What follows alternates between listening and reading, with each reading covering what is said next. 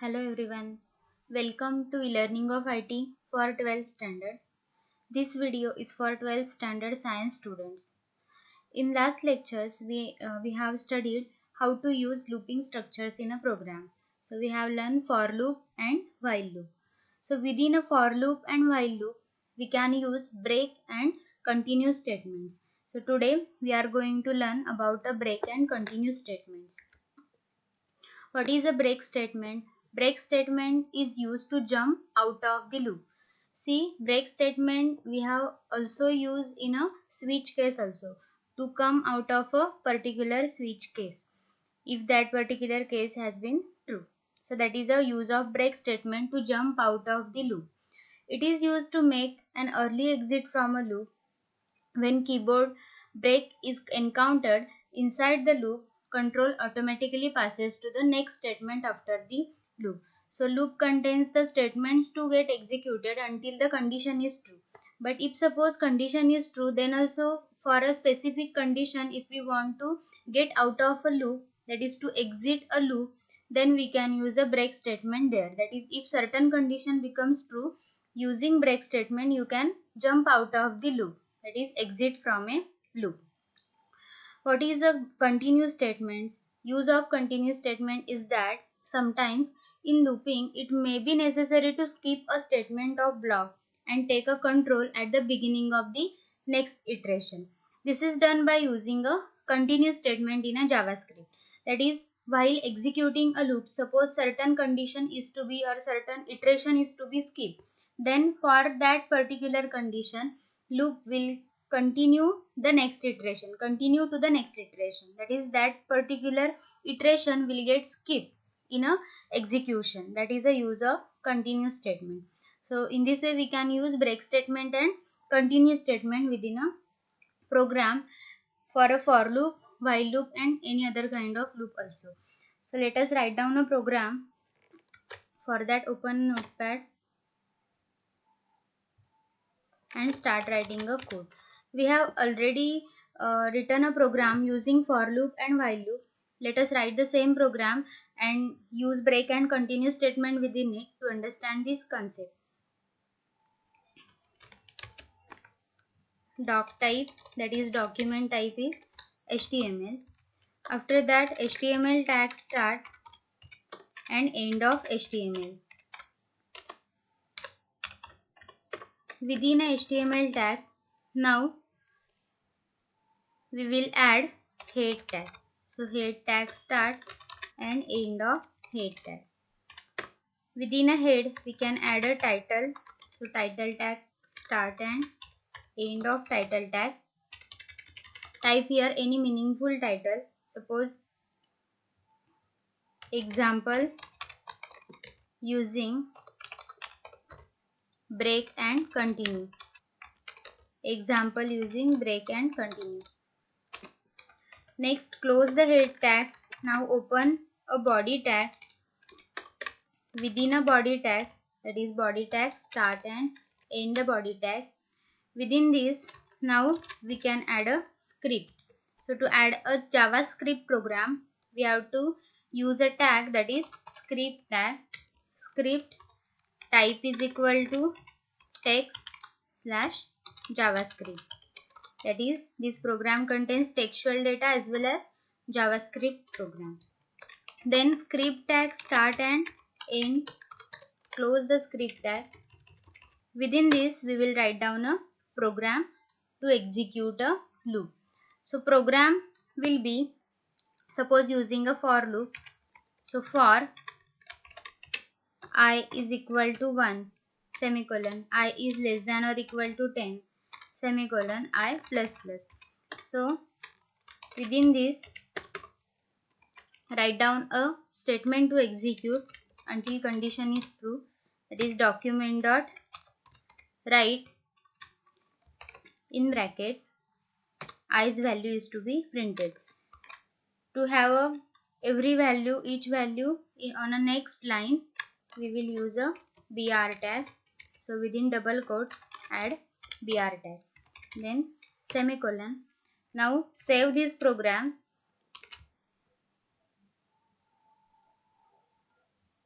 within a programs folder. Suppose name is break.html. Save this program and now execute it.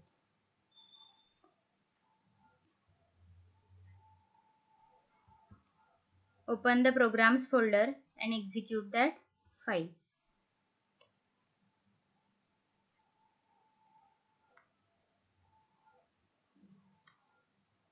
See here, output is 1 to 10 values have printed on a screen. Now we will use break statement and continue statement here. Suppose if we want to exit the loop if the condition is I is greater than 5. That is, whenever i's value will become a greater than 5, loop will exit and next statement will get executed. So after this condition, we will use a break statement. So if I is greater than 5, break. Control S, save the program and now try to execute it. So see here, 1, 2, 3, 4, 5 values have been printed. After 5 values are greater than 5, so loop exits. Using break statement, we have exited from the loop. Suppose we will write down here condition as I is equal to 4. That is, for value 4, loop will exit. So save the program and again execute it. See here, 1, 2, 3 values have been printed. For value 4, condition specified in if is true, and that's why loop exits. So that is use of break statement. Here, instead of break, if we will write a continue, then that particular iteration only will get skip while execution, and rest of the statements, rest of the iterations will perform. That is, values from 1, 2, 3 will get printed, then 5, 6, 7, 8, 9 up to 10 will get printed. Only for I is equal to 4, the loop will skip that iteration. That is, I is equal to 4 value will not get printed. See the output, save program and again execute it. See here, 1, 2, 3, 4 value has been skipped. That is, to skip a particular iteration, we can use a continue statement, and to get exit, to get out of the loop, we can use a break statement. So that see here output 1, 2, 3, 5, 6, 7, 8, 9. If we specify a condition here, I is greater than 4, then for values greater than 4, loop will continue the statements, that is, keep the statement. So for 1, 2, 3, 4, these values are not greater than 4, but 5, 6, 7, 8, 9, 10, these values are greater than 4. So for that, continue will execute, that is, those iterations will get skip while execution. So that is use of break statement and continue statement. Now let us write down some new program using break and continue statements as well as a loop. So for that, again open a notepad. Let us write down a program to check whether entered number is a prime or not. So for that, first of all, document type is HTML. After that, HTML tag start and end of HTML. Within HTML tag, now let us add a head tag, start and close the head tag. Within a head tag, add a title tag. So title tag, start and end the title. Provide here title. To check prime, to check number is prime or not. To check number is prime or not. Then close the head tag. Now open a body tag. Body tag, start and end the body tag. Within a body tag, now first of all, let us create a layout using a form tag. So add a form tag, start and end of the form tag. Within this, write down a name for this. Suppose it is a form 1 or suppose it is a F1. Then within a form tag, now we will write down a text, enter any number. Enter any number. After that, we want a control to get an input from user. So to take our input, tag use is a input tag to create a text box. So input type is equal to text. After that, specify a name for this text box. So name is equal to suppose T1. Then create a button. So input type is equal to button and specify a name for this, that is label for this button using value attribute. Value is equal to suppose check.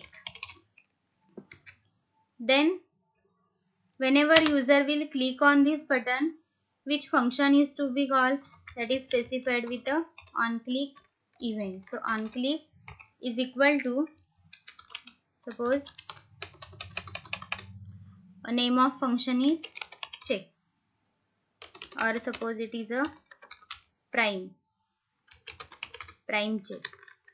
Then in this way we have completed with a layout. So save this program. To check output till now, let us type a name as a prime.html. Save this program and execute and check the layout of it. So execute this program. See here, enter any number. Here you can enter a number and you will click on a check button. After clicking on this button, which function will get called? That is a check prime function will get called, and it will check whether the entered number is prime number or not. Okay, so for that we have to write down now a function. So to add a function within a body tag, we have to write down a script. So to add script, use a script tag. Script type is equal to text slash JavaScript. Close the script tag, that is end the script tag. And now within a script tag, now write down a program, that is for function. So add function. Name of function is prime check. So type a name as a prime check. Within this function we will write down a code. So logic will be, first of all declare a variable, suppose a and ans. A variable is to take an input from user. So a is equal to value will get, we will get a value from this form, which form F1 from and from T1 control. So form F1 dot T1 dot value. So in this way we will get a value within a which value user have entered. Then now ans is a boolean kind of variable. It will contain value 1 or 0. So now let us use a loop to check a entered number is prime or not. Loop will start from value 2. So 2, I is equal to 2, I is less than a, I plus plus. I will explain you later why such a condition has been specified. So within this for loop, now let us add a if condition. If a mod I is equal to 0, we have learned how this mod operator used in a 11th standard. Okay, mod operator always returns a remainder. Okay, so we are checking remainder is 0 or not. If remainder is 0, then that number will not be a prime number. That's why answer's value is 0 and break statement will get executed. So break. If suppose break statement will come out of this loop. Now we will check a value of that ANS variable, whether that value is 1 or 0. If that value is 1, if ANS is equal to 1, then alert in bracket we will write down number is prime. Number is prime. If it is not 1, then it will be 0. Then we will give a message as number is not prime. Number is not prime. So save this program and now execute it. Okay, let us give a value as 4. 4 is a prime number or not? No, it is not a prime number. So number is not prime. Prime number means which is divisible by 1 and that number only. That is a prime number. Suppose we type as a 7. Then 7 is divisible by 1 and 7 only. So it is a prime number. So check number is prime. If we type here 19. Then 19 is also prime number. So number is prime. If we specify here 9. 9 is not a prime number because it is divisible by 3. Okay, so 9 is not a prime number. Now let us understand the logic of this program. See here, we have declared two variables a and ans. A variable is to take a value from user, that is to save into that variable. So f1.t1.value from form1 t1 control value which user will type will get saved in a variable. Ans is the boolean type of variable which will have a value 1 or 0. So first of all its value is 1. Whenever value is 1, we are considering that number is a prime number. If it is 0, then that number is not prime number. So to check whether the number is prime or not, first of all, every number is divisible by 1 and that number. So loop will start from 2. That is to check whether number is divisible by 2. So first value is 2. If suppose we have type here 5, then I is equal to 2. A's value is 5. That is 2 is less than 5 and I plus plus. So first condition is true. Loop will execute 5 mod 2. 5 is divisible by 2 or not? No, it is not divisible. So remainder will not be 0. That's why again loop will continue and value will get incremented by 1. I's value will become 3. So 3 and 5. Again this 3 is less than 5. So check the condition. 5 mod 3. Again 5 is not divisible by 3. Again I plus plus. So i's value will become 4 now. 4 is less than 5. Condition is true. Again this condition will get checked. That 5 mod 4. 5 mod 4. 5 is not divisible by 4. So remainder will not be 0. That's why again loop will continue. I plus plus. That's why i's value will become 5. Here 5 is not less than 5. So loop will exit i's value. Here ans value has not changed. It is 1. And that's why this condition will become true, that ans is equal to 1. And message will get printed as a number is prime. So in this way prime number is determined. If suppose we have type a number as 4, then for I is equal to 2, a's value is 4. So 2 is less than 4. Condition will be checked. Here 4 mod 2. 4 mod 2 is 0 because 4 is divisible by 2. That's why remainder will become 0. So this condition is true in case of 4 value. So ns value will change from 1 to 0 here. So ns is equal to 0 and will break the loop. So control will come out of the loop and it will check for the condition. ans is equal to 1. Now ans value is 0 in this case. So this condition will get false. So else statement will get executed and message will be printed as a number is not prime. So in this way this program executes the statement. So this is the logic of to identify a number is prime or not. So in this way write down a program and try to execute it. First of all note down this program, understand the logic of it and then try to execute it. Thank you.